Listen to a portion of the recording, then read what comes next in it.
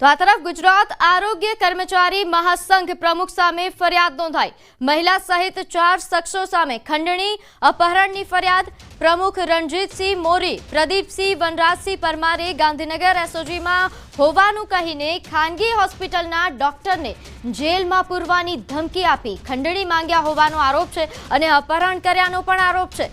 સુરેન્દ્રનગરની Chotila Rajkot road પર આવેલી ખાનગી ચેષ્ટા હોસ્પિટલમાં ગર્ભ પરીક્ષણ નહીં થતું હોવા છતાં ખોટા આક્ષેપો કરીને ડોક્ટર પાસે 40 લાખની ખંડણી માંગવામાં આવી। ડોક્ટરનું કારમાં અપહરણ કરીને ગોંધી રાખતા હોસ્પિટલના માલિકે ચોટીલા પોલીસ મથકે ફરિયાદ નોંધાવી। પોલીસે યુવકને છોડાવીને 2 આરોપીઓને હસ્તગત કરી કાર્યવાહી હાથ ધરી।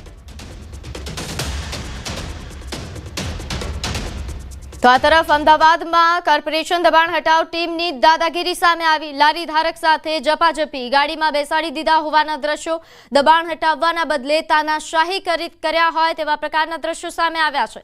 લારી ચાલકોને ગાડીમાં બેસાડી દેવામાં આવ્યા। દબાણ હટાવવાની ટીમની દાદાગીરીનો વિડીયો પણ વાયરલ થયો। વિડીયો આનંદનગર વિસ્તારના હોવાની ચર્ચા થઈ રહી છે। તો અમદાવાદમાં નિવૃત્ત આર્મી મેનના પુત્રનું અપહરણ થયું। આ મામલે પોલીસે 3 આરોપીઓની ધરપકડ કરી છે। આર્મી મેનનો પુત્ર પ્રિન્સ ક્રિપ્ટોકરન્સી સાથે સંકળાયેલા વ્યવસાય કરે છે। એક આરોપીએ $10,000 ના બદલામાં ભારતીય રૂપિયા આપવાની વાત કરી હતી। જો કે પ્રિન્સે આ ઓફર નકારી કાઢી, જેને લઈને આરોપીઓએ નંબર પ્લેટ વગરના કારમાં પ્રિન્સનું બાપુનગરથી અપહરણ કરી સાયન્સ સિટી ખાતે લાવ્યા હતા, જ્યાં તેની પાસેથી $50,000ની ખંડણીની માંગ કરી।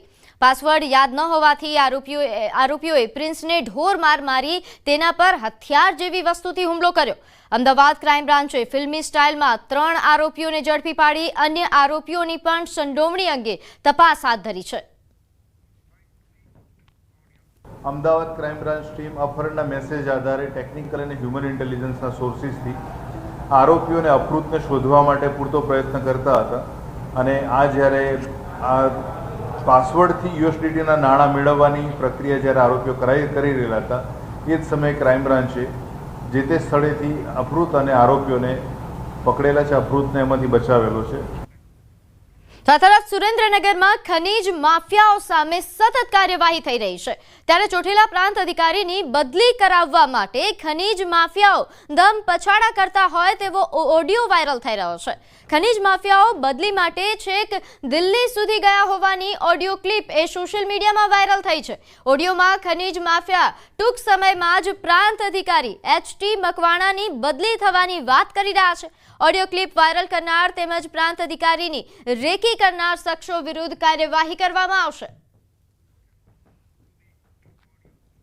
ઋષિ મકવાણા ટૂંક સમયનો મેસેજ છે ભાઈ, ટૂંક સમયમાં કે વાયરલ ન કરતા ભાઈ, ટૂંક સમયનો મેસેજ છે ભાઈ। હો ઘડીક ખમી જજો માર ભાઈ, હો ઘડીક આમ જો સહન કરી લેજો ભાઈ, હો ટૂંક જ સમયનો મહેમાન છે। હો ઋષિ મકવાણા ટૂંક સમયનો મેસેજ છે ભાઈ, ટૂંક સમયમાં કે વાયરલ ન કરતા ભાઈ, ટૂંક સમયનો મેસેજ છે ભાઈ। હો ઘડીક ખમી જજો માર ભાઈ, હો ઘડીક આમ જો સહન કરી લેજો ભાઈ, હો ટૂંક જ સમયનો મહેમાન છે। હો ઋષિ મકવાણા ટૂંક સમયનો મેસેજ છે ભાઈ, ટૂંક સમયમાં કે વાયરલ ન કરતા ભાઈ, ટૂંક સમયનો મેસેજ છે ભાઈ। હો ઘડીક ખમી જજો માર ભાઈ, હો ઘડીક આમ જો સહન કરી લેજો ભાઈ, હો ટૂંક જ સમયનો।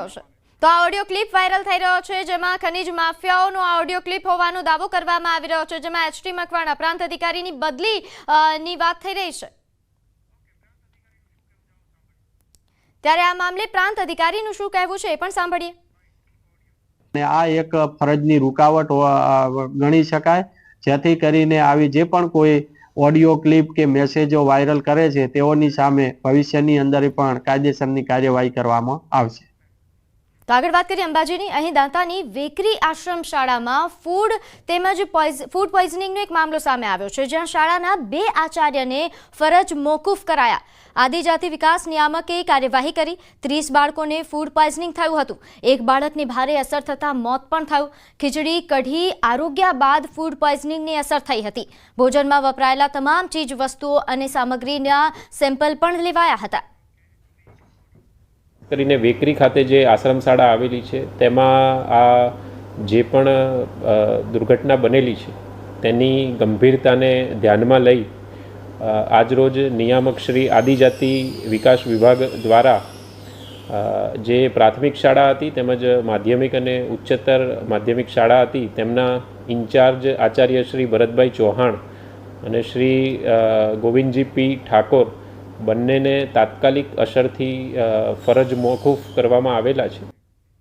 તો મુખ્યમંત્રી ભૂપેન્દ્ર પટેલે ધરોઈ ડેમની મુલાકાત લીધી. ધરોઈ ડેમ અને તેની આસપાસના વિકાસ કામોનું મુખ્યમંત્રીએ નિરીક્ષણ કર્યું. મુખ્યમંત્રીએ વિકાસ કામો અંગે પ્રગતિ અહેવાલ સ્થળ પર મેળવ્યો હતો. ઉચ્ચ અધિકારીઓ પાસે ધરોઈ ડેમ વિકાસની સ્થળ પર માહિતી પણ મેળવી. વિકાસ કાર્યોની માહિતી બાદ ધરોઈ સર્કિટ હાઉસ ખાતે ઉચ્ચ અધિકારીઓ સાથે બેઠક પણ કરી. તો વિકાસ કામોનું મુખ્યમંત્રી દ્વારા નિરીક્ષણ કરવામાં આવ્યું. નોંધ્ય છે કે ધરોઈ ડેમ અંગે જે હાલ કાર્યો થઈ રહ્યા છે તેને લઈને નિરીક્ષણ માટે તેઓ પહોંચ્યા હતા. મુખ્યમંત્રીએ ધરોઈ ડેમની મુલાકાત લીધી અને તે બાદ અહીંના જે ઉચ્ચ અધિકારીઓ છે તેમની સાથે તેમણે બેઠક